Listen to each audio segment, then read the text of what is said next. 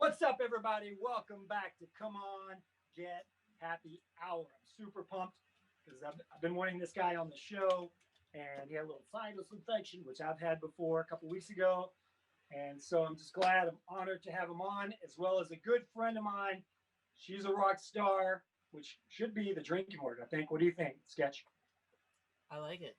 I like it. Talking to ROCKSTAR. my producer up in Canada. We're having Hello, crazy eh? wins. Hello, everybody. It has She's been a across. windy week. It's been a windy week. But yeah, we're here. The double wide is hunkered down. I put some extra little straps on the outside. Um, so we should be good. We got some amazing talent. This first guest, which I'll bring on in just a second, but I just want to say that I did a little quiz on Facebook. I said, what's your favorite Elvis song? And I don't know if it's a generational thing, but what? But we had a lot of late '60s, '70s. We had some in the ghetto.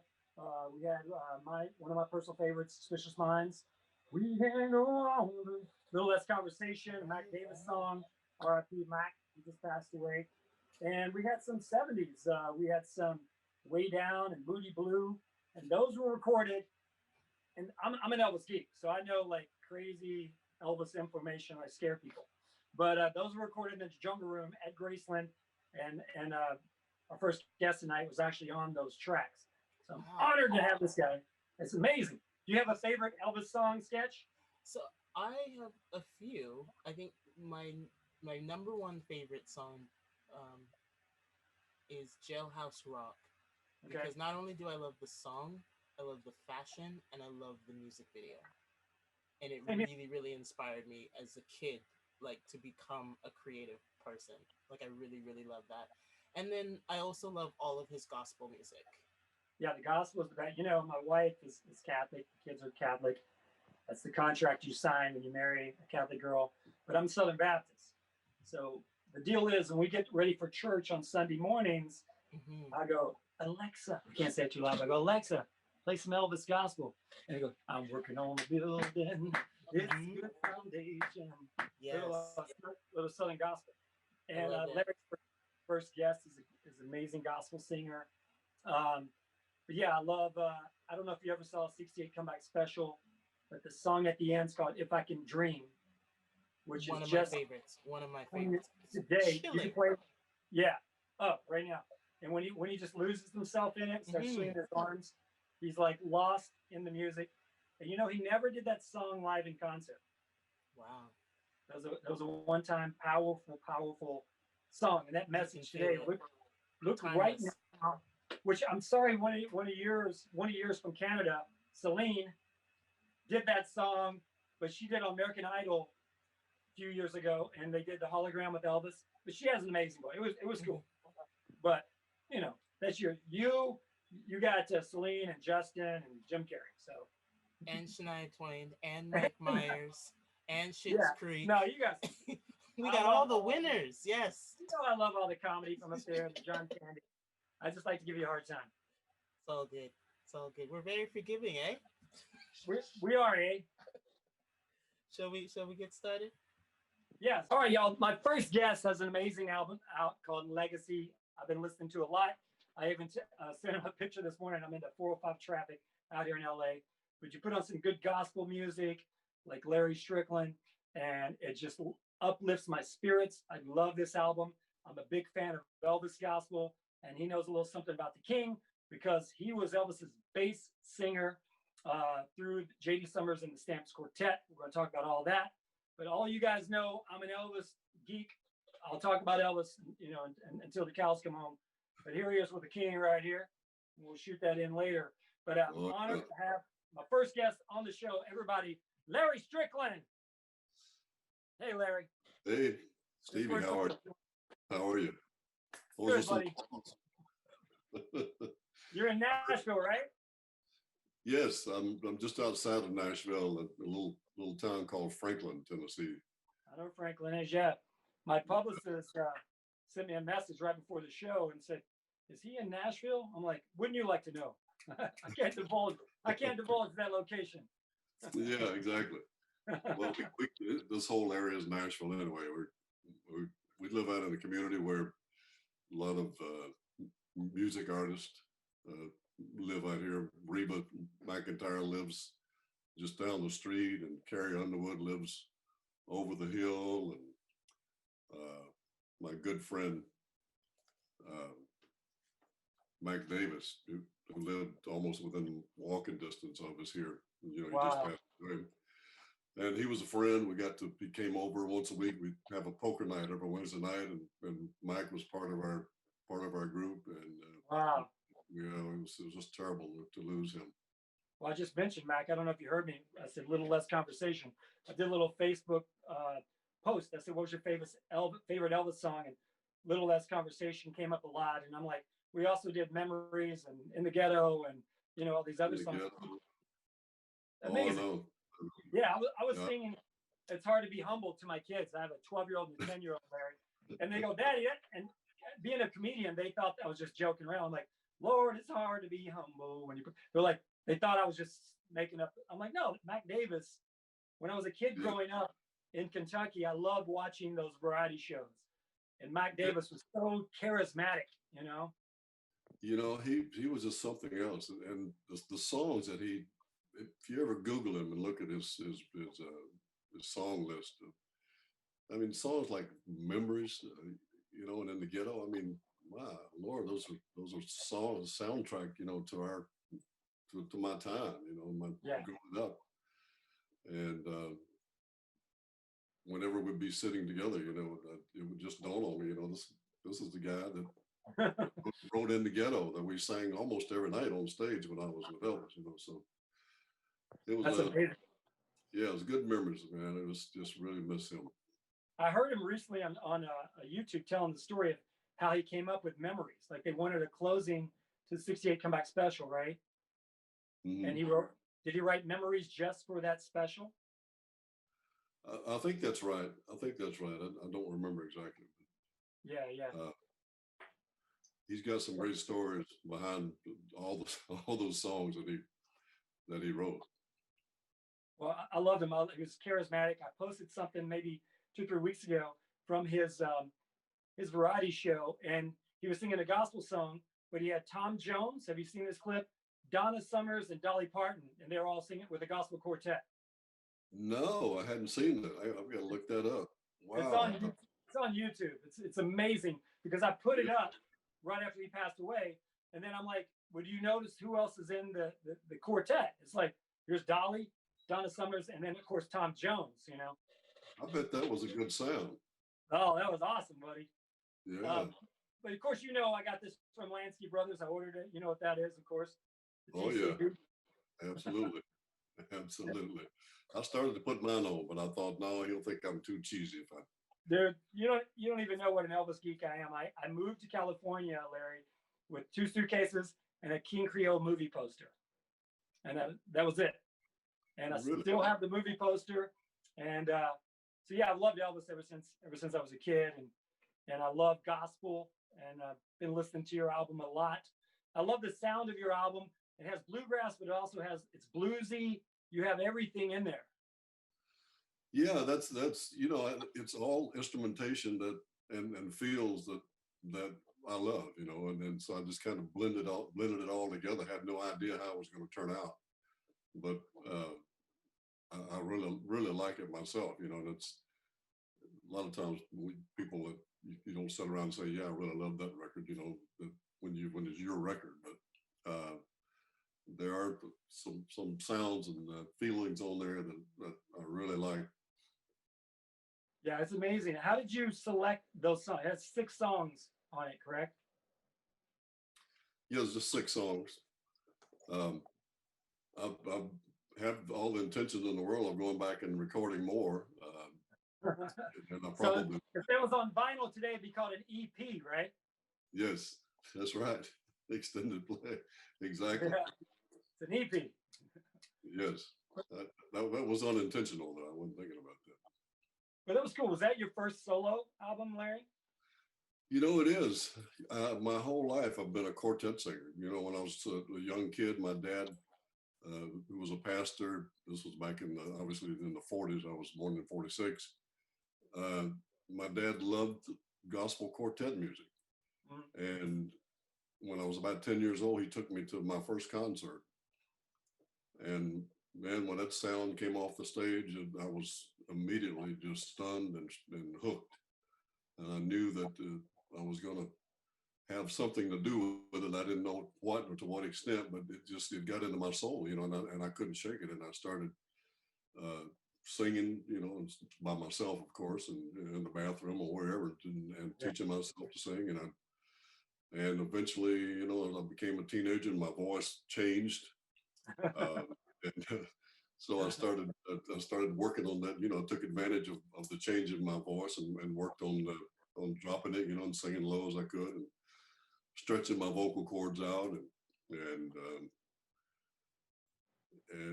eventually, you know, as a teenager, there was some local groups that, you know, were looking for a bass singer. And I got to traveling when I was about, you know, 17 or 18 years old with just local groups in North Carolina, traveling around singing in at local fairs and churches and Yeah. goat ropings and mobile homes, just Big wherever wrestling, yeah. And rodeos, anybody's gonna have you. yeah. So um, that's how I got started, man. And it's just been so much a part of me. And I've always sung in a group. I never thought, you know, well, I need to go out and do a concert by myself or do a record by myself. It's just never been in my head. I've always anybody call me and want me to come sing. Well, the first thing I do is get on the phone, call the group. Hey guys, we're gonna go sing somewhere, and Yeah. always with a group. So And a friend of mine here in town, you know, talked me into eventually doing my own record. So I'm glad I did. I'm glad you did too, buddy. I'm really enjoying it, and I'm glad I got it, and not just Long Black Train, but I like all those songs. Like I said, I love gospel. I love the blues. I love all that. I'm Southern Baptist, and it's just in my heart. It's in my soul too. Just like Elvis, Yeah. he went to be a gospel singer, you know, in a quartet. But how Well, did yeah. you meet J.D. Sumner's? Like J.D. Sumner's and the Stamps Quartet was Elvis's background singers, right? Hmm. And J.D. Yeah. was the bass. Yes. And so, how did He, you meet J.D.? well, you know, I was singing in a local group in Fayetteville, North Carolina, and the Stamps uh, came through doing a gospel tour. They were Elvis wasn't touring; they were on their own, and so they were coming and doing gospel concerts. And we happened to be on a show with them one night. Not a little group, but the group I was with, we opened the program for the Stamps, and Mhm. they heard me sing. And at the end of the night, Ed Enoch, who was the lead singer with the Stamps, Yeah. he came up to me and asked for my phone number. He said, "Hey man, you know, you never know. Sometimes we may be looking for somebody." And so I gave him my phone number. And 5 years later, Jeez. 5 years later, after He that, pulled it out of his wallet. you know, I mean, who knew he kept my phone number for that Wow. long? And I got a call to come to Nashville and auditioned and I got the job and went back to North Carolina and packed up everything, moved to Nashville and hit the road a few days later. You see the And King we Nation. we did some gospel shows. I didn't meet Elvis at that particular time because Elvis wasn't touring. So we were out doing gospel concerts, you know, all over the Yeah. place. It was I was actually with the Stamps for, you know, maybe a couple of months before I actually got to do an Elvis show or got to meet him. And then they said, "You're gonna." What was that day like? The first day you met the Elvis? I want to say the King It was in Las Vegas. in Vegas. Yeah, and I've never been to Vegas. You know, I was just as green as I could be as far as all that stuff was concerned. And so when I hit that casino, man, I hit the ground running. You know, my eyes were bugged out. I was Country boy crazy. can't survive. Oh man, yeah. Love it. And so I get paged in the casino, and it's Ed Enoch, our lead singer. And he said, "Larry, we're going to be doing a rehearsal tonight, so need you to be upstairs 6 o'clock or whatever time it was." And I said, "Ed, well, what do you wear? How do you guys dress for rehearsal?" Because I didn't know. He said, "Doesn't matter, you know, no big deal. Just come like you are." Well, I had a pair of, this was in 1975. I had a pair of bib overalls. All right. He was a country boy. I had a bib, and because it was, the girls and guys were wearing it. For some reason, Yeah. it was a fad at that particular time. I don't know if you remember that. Of course, yeah. They were wearing them I all still over. wear them. So yeah, so I thought that was the coolest thing. I was hip. I had those bib overalls on, and I'm upstairs, and we're all standing in the room. All the band is there, and all the stamps and Sweet Inspirations. We're all gathered in this conference room waiting on Elvis. He comes through the door, and of course, when he comes through the door, man, my eyes bug out. I go, wow, because he comes in. He's got two bodyguards come in, then he comes in, and then two bodyguards behind him. And they're kind of moving Yeah. like a machine, all over the place. And he's It's a going around. well-oiled machine. Yeah. And he's going around, he's, hugging everybody because they hadn't been together for a few months. And they finally come over to where I'm standing with the stamps. And Ed looks at E and says, E, I want you to meet our new bass singer, Larry Strickland. And Elvis stuck out his hand and shook it kind of lightly. It wasn't like it slapping on the back and that kind of thing. Yeah, And then he pulled Ed over to the side about 2 feet away from me, where I could hear what he said. He said, Ed, where in the hell did you get the, and I can't use the word farmer. And I heard him say that. And I went, oh, Lord, my heart just, sunk, and I was scared to death. I thought, man, I have really screwed up here because this guy, he does not like me from the get-go. And then he goes around, he's going around the room to the suites and everybody else, and he points me out. Sweet Inspirations. Yeah, Sweet Inspirations. Said, hey, have you guys seen the farmer? And everybody just hee-hawed and laughed. So I was the laughing stock, man, of the whole entourage. I mean, we got the bass singer from Hee Haw over here. Yeah, exactly, man. And I felt like it too, man. And I was certain that they were I'd be on the next plane out of there, the next morning. So it was scary. It was scary. It really was. But got through it, and a few days later, Elvis, we were actually sitting out on the Lisa Marita plane, and he was one night after a show, and he wanted everybody to go out and hang out on the plane. We didn't fly anywhere. We just sat out there for several hours, and he finally said something to me. I was sitting far away from him, and he said, "Hey, Larry, man, hope you're enjoying the shows, and welcome to the group, and this kind of thing." Oh, said that in front of everybody, which kind of calmed me down, and I was able to take a breath.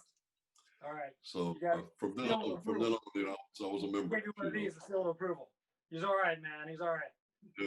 Yes, exactly. And then a couple of nights later, the curtains are closed, and 2001 is going, and I feel this hand on my shoulder, and I look around, and it's Elvis. He's got one hand on my shoulder and his other hand on JD's shoulder, and he just kind of leaning in. He didn't really say anything. He just leaning on us and hanging in, and that kind of deal. And so that was another time that helped me relax and feel like. This is when his intro was playing.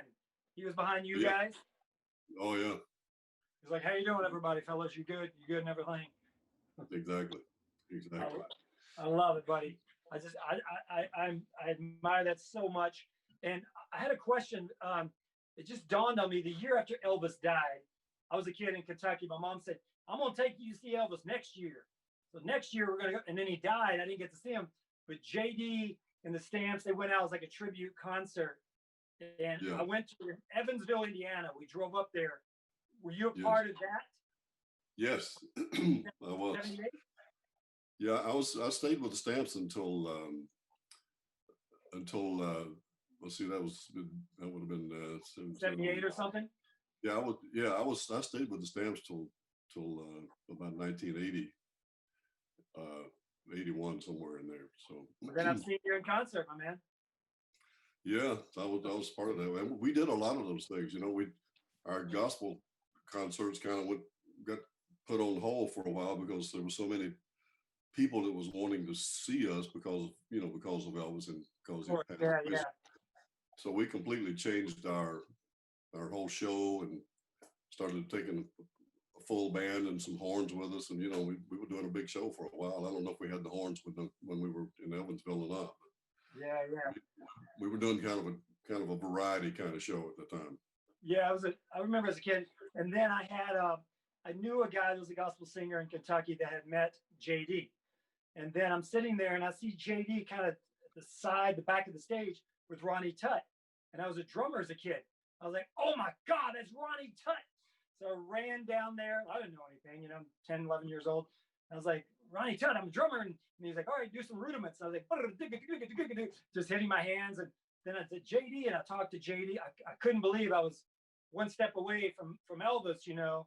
And but I always remember that. So you were at that concert. So, Yes. Circle of life, full circle here, buddy. Yeah, exactly. So you recognize this guy right here? A little guy named GK, George Klein. Oh yeah, yeah, absolutely. So my buddy worked with him at WHBQ maybe 20, 25 years ago. And this is a buddy of mine. He's a singer also. We've been friends for 30 plus years and met in Atlanta. We were both at a party and we were both impersonating the King, man. We couldn't stop. That's how we talked all night and everything, man. And someone said, hey, you should meet this guy. He does a pretty good Elvis too. So we're like doing a battling. I go, man, that's the worst Elvis I ever heard in my life, man, and everything. So one day he's at WHBQ and he calls me and he said, Stevie, somebody wants to talk to you. And I said, who is it? He goes, hey, hello, this is George Klein. I go, man, that's the worst George Klein I ever heard in my life, man, everything. I go, man, you're fired, man, you're fired. And he handed the phone. He goes, he doesn't believe it's me. And he handed it back. And then my friend said, gets on the phone and says, Stevie, that's really George Klein. I'm at the station. And he handed it back. And I was like, no disrespect, Mr. Klein. I know you're president of Humes High School. And I knew everything about him. He's like, okay, take it easy. Take it easy. I knew too much information about him. But Larry, I just read recently that you said you would not write a book because there's been so many Elvis books. Yeah. You know, like, nothing one wrong. more book. Yeah, I just didn't feel like that I had that much to contribute, you know, story-wise, because most of my experience with Elvis, you know, was on stage. And I was looking back the other day and realized I did 204 concerts. Wow. I'm glad you said that because I put on Facebook today, I'm like, do you have any questions for Larry? My mom is a huge Elvis fan and she loves bass singers. She loves Richard Sturban. Yeah. She sent me pictures the other day of the Oak Ridge Boys we saw at Beach Bend, Kentucky, Bowling Green, I think, Kentucky. And I think she had a crush on Richard because she wore a little half top thing at the time. I'm like, Mama, what the hell are you wearing? You know, and all the pictures are of Richard. So Richard was the bass singer. I don't believe I'd have told that about you. Yeah, well, I don't think she's going to appreciate it when she hears it either. No, you know, when Richard left the Stamps to go to the Oak Ridge Boys, you know, that's when I got hired with the Stamps. So I replaced him. Okay. So Richard went to the Oak Ridge Boys. He was the bass singer. So, yeah. All right, before I let you go, I got a few fans' questions here. My buddy Darren Carter is a comedian. His son is a bass singer. His son Austin wanted to know what's the lowest note you've hit or can hit. Oh, wow. You know that? You know, I haven't tried it, but it probably, you know, I'm a little bit lower than a double low C. Okay. If that, you know, if anybody knows the notes on a piano. I'll just tell him to listen to Way Down, and you're on that record. Yeah. Yeah. And I actually do the first way downs at the top of the courses. That's me that comes in and goes way down, kind of in that range. But then at the end of the courses, JD is the one that does way on down. Nice. Yeah. So that's my claim to fame on that song. Well, they were all recorded in the Jungle Room there, right? Because Elvis didn't want to go in the studio. They were, yeah. Man, that was an experience. Did you have to just sit around and wait for Elvis to come down? We did a lot of sitting around waiting, man. They would get us there probably, you know, 8 o'clock in the evening or whatever, and Elvis would come down about 12, 1 or 2, you know, depending on him. We never knew when he was going to be ready. But you know, when he walked in, man, I'll never forget the very first session we had, and the first song he did was "Hurt," and he came in and you know, like strike up the band, and he sang "Hurt." He recorded it. I think we went through it twice, and that was the record. He was ready for that one, wasn't he? he was ready, man, and it just blew me away. So And that's not an easy song. I mean, you got to really dig in. Yeah. And So, just everything we did was just went really smooth. Although, you know, and being that in that kind of environment where you don't have any isolation or separation between the vocals and the instruments and all this stuff, I'm amazed at how well those records turned out. Because yes, it was almost like back in the Sun Record days where everyone's in the room together. Yeah. You know, and so do you have a favorite Elvis song, Larry? You know, probably American Trilogy and How Great Thou Art, because we, you know, we had the stamps, we had featured parts on those songs. Plus, they were just crowd pleasers. You know, everybody just went crazy for both of those songs, and so those two just really have stuck with me all these years. They still give me chills. I don't. There's nothing that he sang that I didn't like. You know, I mean, everything was just so big. You know, with his voice and the orchestra and all the singers. You know, it was such a huge production. I mean, everything just sounded great, and it sounded that way every night. You know, so it was such an exciting time. You know, to be an artist and to be part of something like that. Yeah, yeah. It was amazing that you were right there, and you know that he believed in your talent, even though he saw you with overalls first. He's like, hey, and I still have those overalls too. I've got them in a wardrobe place out in my barn, but my 10-year-old daughter just took her school pictures a couple of days ago. I took her, and she wore overalls. So really, and I just want to say, in this picture, when you're sitting behind the king, your hair kind of looks like mine there, or mine looks like yours. It's pretty cool. All right, buddy. A couple more questions from Facebook fans. So you answered my mama's question. My kids asked, "What was your favorite song?" Someone said, "Did you ever fly to Denver in the middle of the night for a peanut butter sandwich?" I know you didn't do that, but no, I was never part of any of those wild trips like that. And is there any never told? My publicist asked me to ask you this. Is there any never been told story that you haven't told about the king? That's, of course, respectful because I love Elvis. Wow. I think I've told just about everything, you know, that's worthwhile telling. I can't think of anything. Everybody knows about when we did the show in Pontiac, Michigan, in the stadium, the New Year's Eve show, when he split his pants in the middle of the show. Okay. You know about that? I mean, I hope this don't split out, baby. He didn't really split his pants when he added that line, but at one part he really did, right? Yeah, he really did. This was in the middle of the show, and and the stage was out in the middle of the field. This was a football stadium that we were in. It was covered, of course. It was a brand new stadium, Pontiac, Michigan, and the stage was in the very center of the field. They had built a tunnel out of plywood out to the center, and then there was this huge 3-layered stage that we were on, and you would go down in the middle of it. Yeah, he's up on the top tier, and he does a split, and realizes the tiger stance. That's called the tiger stance. He has to go all the way back to the sidelines, you know, to get another outfit. So, and he had us stand. He had the stamps sing "Sweet Sweet Spirit" a cappella. You know, with like 68,000 people, man, which was beautiful. That was an unbelievable experience too. So you're singing "Sweet Sweet Spirit," the gospel song, and Elvis splits his pants. Yeah. And he said he went commando, so I don't know about that, but it's too much information for me. I love the king. I appreciate you coming on, buddy. I'm a big fan of your wife as well, the lovely Naomi Judd. Yes. I didn't find out. I was playing "Why Not Me" for my wife and my mother-in-law. Love that song. So I just kick around in the guitar in the backyard sometimes. And then I was doing research on you, and I was like, oh my God. So yeah, we've been together about 40 years, man. Wow, man. We're heading back that way in, like I said, January to surprise my mama. We're flying into Nashville, and we'll hit the Country Music Museum again, and maybe I'll bump into you somewhere. Yeah, let me know when you come. Let me know when you get here. I will, buddy. Thank you so much for doing the show, Larry. I really Yeah. appreciate it. Thank you, Stevie. Appreciate All it. right, buddy. Good talking to you. Good talking to you. DCB, man. Yes.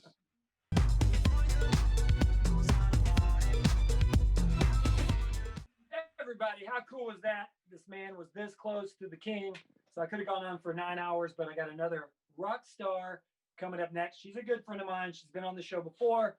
And you know how Matt Lauer, they did that show on, what is he on? Today America, whatever the hell it's called. I ain't got cable TV. What? they were doing, where the hell is Matt Lauer? We're going to play, where the hell is Heather Storm? Because I never know where she is, but I see like Instagram posts and she's in her sweet Mustang out on the road somewhere, and I always worry about her. I go, you are packing heat, right? You're NRA, right? But anyway, she's a good friend of mine. I'm glad she's on the show once again. We're going to find out where in the hell is Heather Storm. Everybody, podcaster, supermodel, TV host, Heather Storm. Woo! Hi, What Heather an Storm. introduction. Wow. I just upgraded to supermodel. I'm pretty stoked on that. I wrote questions with, crayon, but still I wrote questions. I'm ready tonight, Heather Storm. All right. Well, I'm happy to be on the show. Thanks for having me once again. You are a rock star, and you're always like, let's do this. You don't like bug me, like, okay, what are you gonna ask me? Here's 27 pictures. You're like, let's go, whatever, what time? I don't want to have to think about it too much. Let's just have fun, right? We're rock stars. We're having a drink. You're a rock star, so the drink word tonight is rock star. What are you drinking there, Heather Storm? Cheers. So, when I road tripped up here, and we'll get to that, my friend had a bottle of this pre-bottled old fashioned. You like old fashions? It's a whiskey drink. So Yeah. instead of having to make it yourself, it's already here. This brand Slow and Low. So I'm drinking that, but I decided to not just go with the old fashioned. I took after you. I think the last time that we spoke or something, you had a kombucha cocktail. I like to do kombucha, so I did kombucha and whiskey, ginger kombucha. Super good. And a little lemon. Yeah. So Right. a little healthy, a little bit of kick to it. I roll. A little bit country, a little bit rock and roll. Exactly. I have, I think, vodka and ginger beer, and I had ice, but I wasn't sure Larry Strickland, our guest before you, drink. He's a gospel singer, he's a nice Southern boy. I'm a Southern boy, but I wouldn't say nice Southern boy.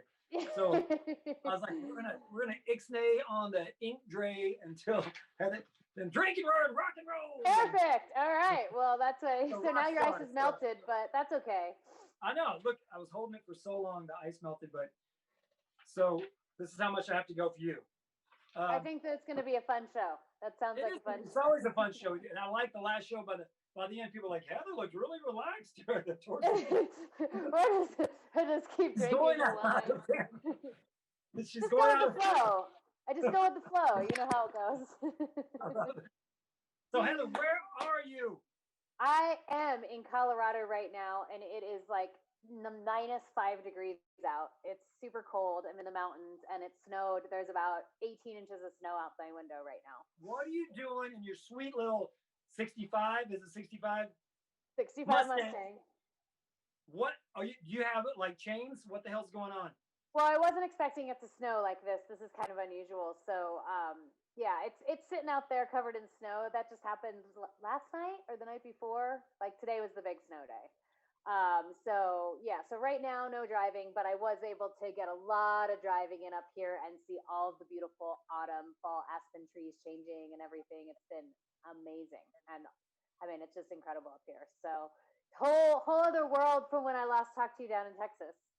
So I like you to check in every time you have a new chapter in your life and you're on this side of the country, then you're over here on this side of the country. I'm like, how did you wait? We got to talk because you were here and you were like your car, like you had transmission problems. Mm-hmm. Yeah. So Austin? my car had transmission problems in Corpus Christi. I mean, we rebuilt I had the whole transmission rebuilt. I did some other upgrades to it. I had a few other things going on. I put in an exterior radiator cooler. What else? I had a little, my brakes had a leak in them. They needed some fluid. We changed out the gear oil in the rear end. Just kind of spruced it all up. I had a rear axle leak on the driver's side as well. So just a few little tiny things. Spent a day with Apollo Automotive up there. That guy was awesome. And so Leo hooked me up and we had a great time. He showed, when you're traveling, the biggest thing is, I have a bunch of tools in my car. I can do simple things. Thank goodness, but I don't have a lift and I can't get up under there and you can't start pulling stuff out. So it's a whole nother level. So it was really, really great. So got that rebuilt and then I had to get out of there. I mean, the corrosion on my car. Yeah. Stevie, like, Salt water. seriously. That's why you don't buy a classic car, where there's salt in the air. I know. I felt bad. I knew that rule. And any car, don't buy any car where if it's We been buy a living car in salt. Michigan because of the snow, and there's certain rules to buy a classic car. Right. And my car had never been involved in any of that crazy salt air until, that I know of. It didn't look like it, at least, and that just started to wear on it within like weeks. Could you see it on like the handle, all the chrome and everything? Exactly. The The bubbles, and mirror. you're like, what is that? Yeah, exactly. I'm like, and then I'd see, I think that's another one. Oh no, I gotta get out of here. Get the hell out of Dodge. Yeah, so I went to Austin, grabbed a girlfriend up there, and then her and I drove up. She didn't make it all the way because she ended up getting sick along the way. Not COVID sick, just sick. And so I drove the rest of the way from Santa Fe up to Colorado here. Is that? I didn't say Rockstar, but you're drinking anyway. Okay, go ahead. Well, I got thirsty. Rockstar. You had another co-pilot going to Corpus Christi. Didn't that one also get sick? I'm just thinking, are you No. stop food or what's going on here? No one got sick on that one. I'm going one leg and then I'm flying back. Yeah, well, no, but that's the kind of idea is like, when you take a road trip with somebody, they're a good friend of yours. Hopefully they're still a good friend by the end of the road trip. Yeah. You start out being good friends. You get real cozy. And you're like, oh, yeah. There's such a can build at times, yeah, because you're like, oh my God, I'm in this car forever with you. What is this music? I don't want to hear Van Halen one more time. I'm going to jump out of this car. Luckily, it's my car, so I get to choose the music. Choose? No, what music do you choose for your road trips? I really like classic rock for road trips. I like a lot of 70s rock, a lot of, things I listen to going on road trips with my dad. The things there's a lot of Pink Floyd my dad used to play. God created CCR. You're saying your dad smoked in the 60s is what you're basically implying. What's that? You're implying that your dad in the 60s, basically. Well, I wasn't there to witness that. All I know is that's the music that I grew up with road tripping as a kid. So that's just like especially when I get in my classic, it just goes together. I have a whole classic tunes playlist. What about you? I picked in the Trans Am. I'm going to listen to when Eddie died a couple of weeks ago. Someone had asked me before if your Trans Am had a theme song, which I'm going to ask you this on the Mustang. Would it be? What would it be? So I thought for like 5 seconds. I go Main Street. Okay, all right. Totally, yeah. That's a very specific vibe. Oh, you got to have it. You can't. So I pulled up one day at my daughter's school to pick her up from school. So I thought it'd be cool, Dad. And I played like a Taylor Swift or whatever the hell I thought she would like. I'm like, hey, shake it off, shake it.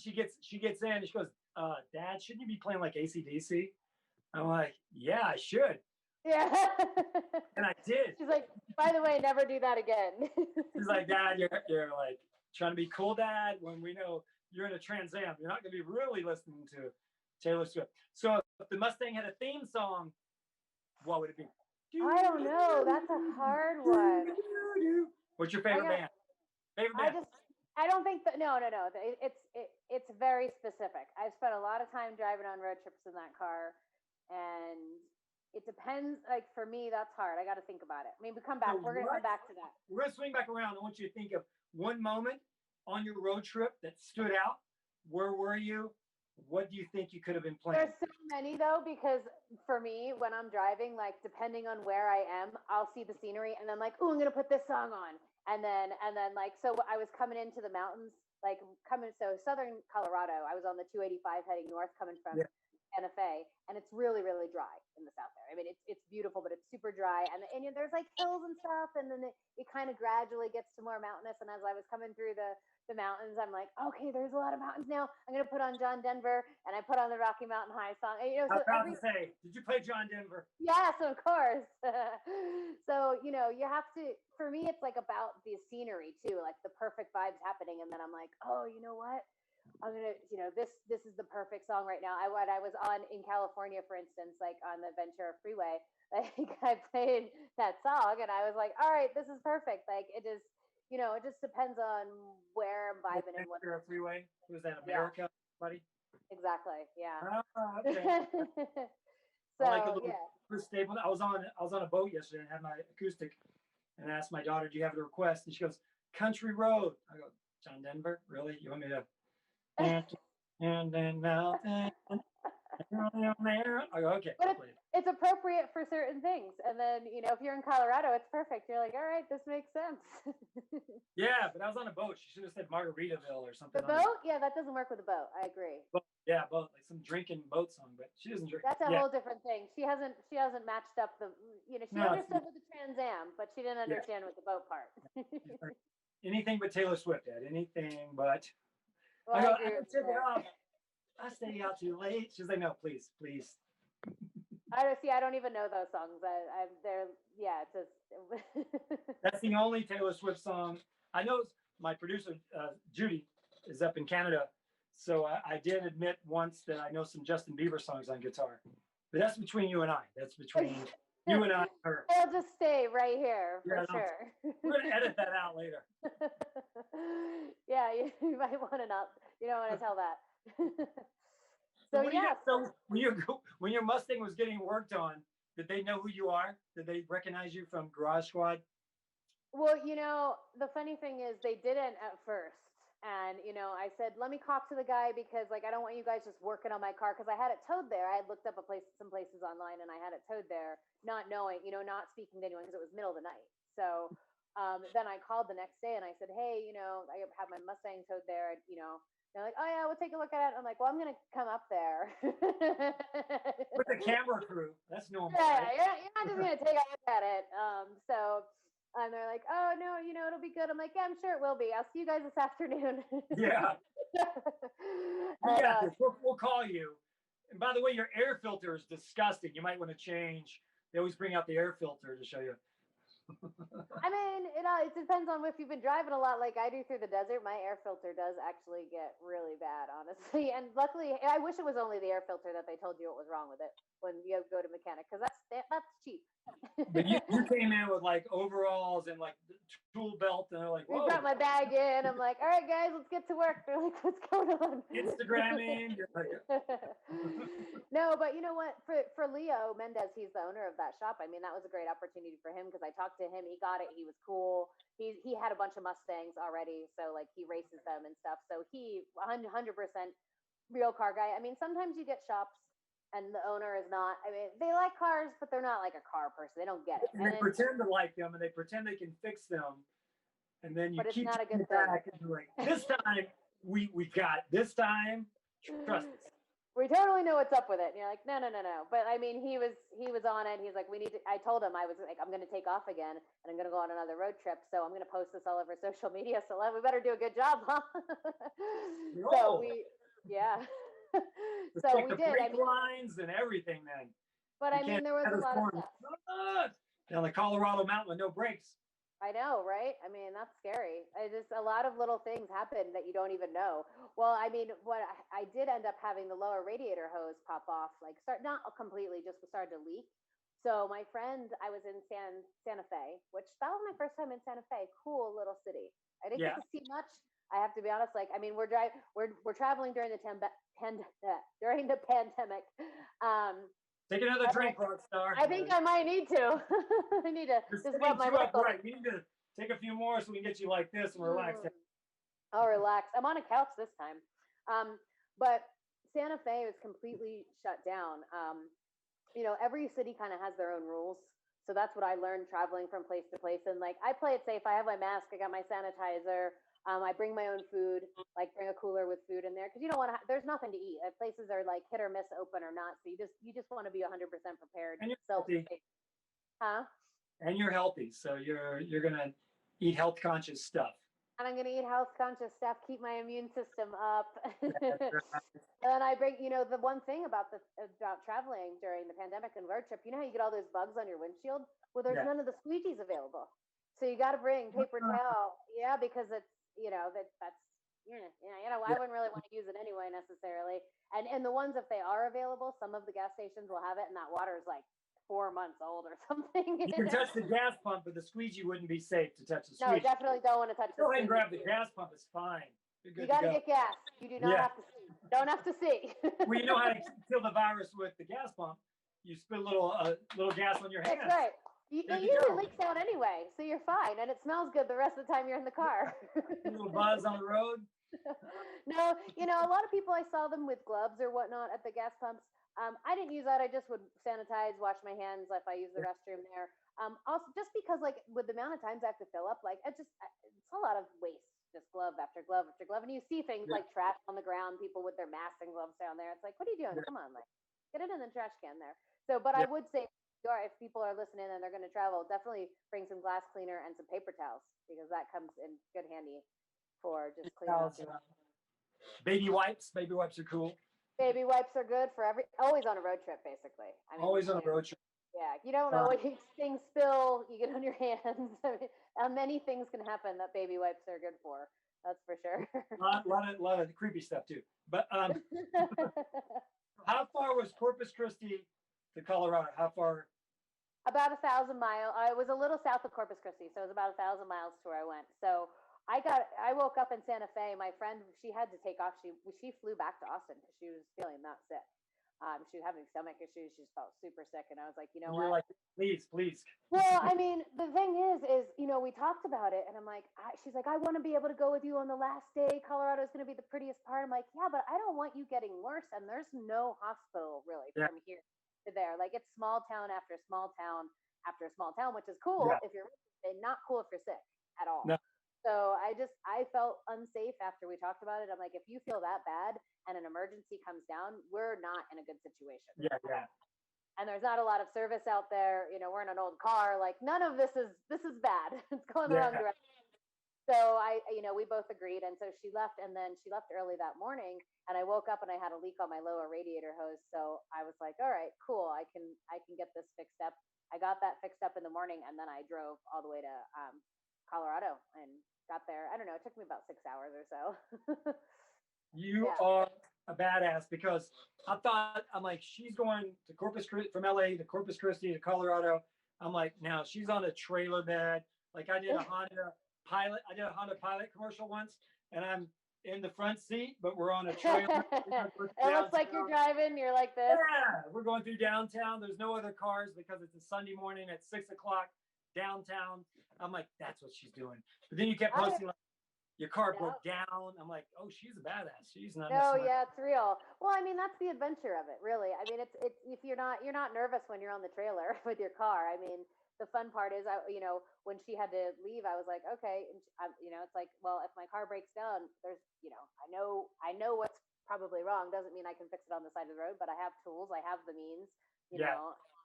So, and then I woke up that morning. I'm like, okay, this is the first little test here. That's fine. Like, moving on. You trust your baby a little more each time. I was talking to Troy Ladd of Hollywood Hot one day, and I go, Troy, I only take my Trans Am so far, and then the next road trip I may go another 20 miles. He goes, you've got to earn your trust. The hot rods or classic cars have to earn your trust. It's true. Like, you and then you have to push them a little. But you do have to push them a little in order to see, like, okay, what can it do? Where can I push it? Where can I not? Okay, it's really hot. I mean, it made sense. I mean, even though we tried to leave early, we're still driving, middle of the heat. Yeah, it's so hot, and it's just so hard on the engine and everything. And just the fluids are getting so hot. It makes sense that, little leaks are going to happen here. Things are going to loosen up here. And it's just, you never know. What screw is going to loosen up along 1,000-mile road trip. And your temperature gauge, I take works. Your temperature gauge, the most important. Heather? There's things on the list, Stevie. Heather! Tomorrow, put your temperature gauge, please. I know there's a lot of that has been actually like something that's been on the list. There's a few things that are still. Well, put that please bump that up to the top of the list, Heather. My car's been a rock star so far. I think we're good. Your car is a rock star. You're still sitting too upright. Yeah, no, but it was a great trip. And here's the thing, and you have to push yourself in life, and and things happen to challenge you. And then when you rise to the occasion, it feels great. So after I got that radiator hose on and I moved on, I was like, all right, like let's do this. He's like, do you want to fix the temperature gauge? You're like, nah, we're good. Nah. We'll do that later. I'm on a mission. I mean, the thing is, when you do so many things and you just got to go, it's like things do go to the wayside. And there's always a constant list of new things. Like, okay, next trip, before the next road trip, these are the items. And it's like before every road trip, there's a list of items that has to be done. And usually I post that for people so they can see what I'm doing. And usually people bitch it about it a little and say, you didn't do this, or you didn't fix your temperature gauge, or you didn't do this. Temperature and I'm like, please, and I'm like, I know. Yeah. Temperature gauge and a Glock in the glove compartment, please. Yeah. We're good on that one. We're going to edit that out, but please. We're good on that one. So hey, Rockstar, a couple of questions. I just got to know from my producer, 5 minutes. So okay. Was there, I actually put a thing on Facebook today. You have any questions for Heather? And people have questions. I'm like, wow. I got to really be a professional. Come on, shit. This is awesome. What are the questions? All right. So one of those was there ever a deadline on Garage Squad that you didn't meet, or you met like at the midnight hour? Because I know there's ways to cheat, like, oh yeah, it runs, and you put like a sound effect in, like the car's running. Well, that would have been nice to have, but no, we did not have that. Actually, surprisingly, honestly, we did meet every single deadline. There was one particular episode, though, where it was less than ideal and I was the driver. And and there was supposed to be power steering, and they're like, Heather, you just pretend there's power steering, and I'm like, you know what you're asking me right now? So easy. Pretty sure that's hard to do. And it was a stick shift too, so I'm like, guys, like this is that's probably not gonna work out. Yeah, no, I mean, I don't have power steering in my Mustang, and like I'm cranking it, I get the money from that. But I mean, it would be really hard to pretend, especially when you're doing a turn or something tight, that I have power steering. So that was, and right, and that same vehicle, they also were having issues finding a matching drive shaft, and so like people keep running, and we have people showing up for the reveal, and we haven't driven it yet, we haven't started it yet, like it hasn't gone out there. And they kept bringing, like, for some reason, we got like 3 different of the wrong drive shafts. And then finally, like, right at the last minute, we get that. They're like, all right, let's drive it. It's ready. And I'm like, do you guys want to take it for a second first? Are we ready on this? So that was the closest call. And it was a little ghetto. We weren't totally ready. Like, for camera, TV wise, it was ready. After we did that little filming, because in filming world, it's not all in order in that particular thing. We had to film. Yeah. Most of Garage Squad is, because when you're putting together a car, I mean, you're doing it in order, you have to. But that particular sequence, because we were so late on getting some of the things done, I drove it out, pretended that I had a screwdriver to start the car. You did. The key didn't work. After we brought it back, then they fixed that up. It was fine. So, and then they had the owner get in. So so that none of that even, it was like, that was just my little test drive part, and people were showing up. So they fixed it before the owner got in it and everything. But that was the most like TV land that we did with the car not quite being ready. Well, I've pitched TV shows, and I've pitched with, very famous car guys or whatever. And I know like the networks don't get it. They don't get the quality, the time that goes in. They want turn and burn. They want you to, have this project, and you're going to go find this car, and then the reveal at the end. We're like, no, but it's not always ready. You can't say it's going to be ready in a week or 1 episode. So I know there's ways to cheat, which we're going to reveal. We're going to pull back the curtain a little bit. Like, you have the projects already lined up. You order the parts in advance. You have everything. Sometimes you assemble and disassemble, but you show it, and then you have the reveal. And like you said, they didn't see the screwdriver in there. we made sure to go post it and see that. yeah, you didn't see that GoPro, and you don't see like the sound effects of the engine sounds good. It's really good. Chitty chitty bang bang, chitty chitty bang. You don't. Usually our engine sounded pretty good. I feel like they were good on that, but the screwdriver thing. I mean, I thought it was pretty cool when I got in. I'm like, oh, they get to start like a screwdriver. All right, this is pretty cool. I've never done this before. Well, I remember. I think my grandfather had a car with a screwdriver in that thing. And we don't know if that was his car, Stevie. I never saw the title. So, Heather Storm, you're a rock star. Right. Thanks for having me, Stevie. I wish we could do another 30 minutes because I feel like you should be more slumped, but my producer. I'm not there yet. I only had half my drink, but it's getting tastier as I go. Me too. I'm about to grab my acoustic and play some John Denver here in a minute. Oh, perfect. See, got you in the mood. Heather Storm, where's your next adventure? Where can we find you? Where are you going?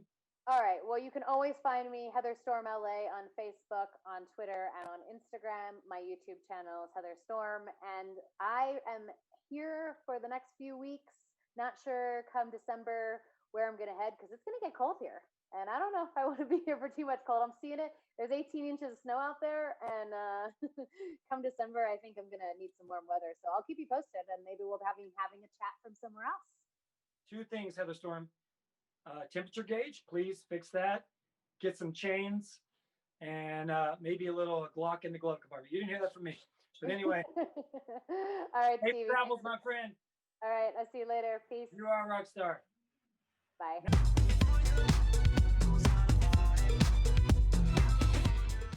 That was an epic rock star.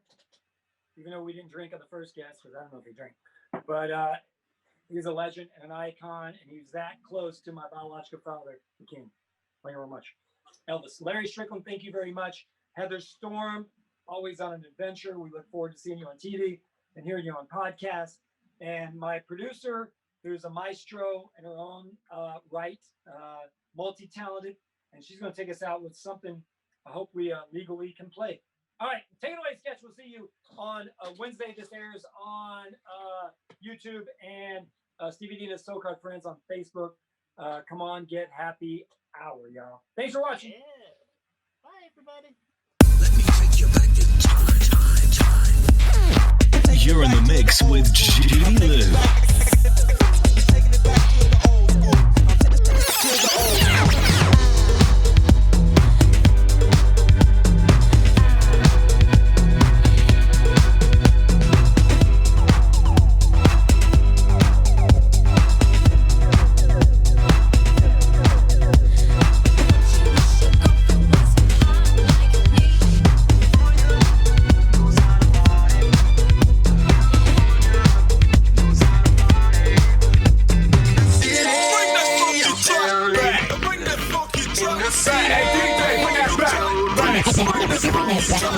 You're in the mix with JudiLew.